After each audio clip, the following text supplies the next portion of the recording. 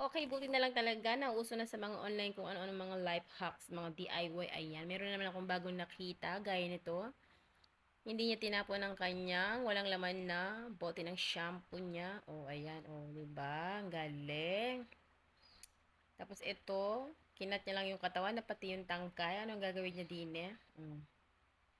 Kainaman naman kagaling nang nag-isip. Oh, hinuha niya ang mini paso. Oh, para sa mga halaman na ganun lang kalalaki, no?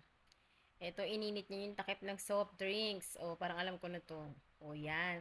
Yan, lagay ng mga toyo, ganyan, ketchup, patis. Pwede, pwede. Mainam pa yan, hindi naglilik. Ito naman, yun natin yan sa gitna para saan. Ayun, lalagyanan nga naman ng mga gamit na kung anong anik-anik. Tama, ang galing din yung nakaisip talaga nito. Oo. Ito, gawa siyang swan.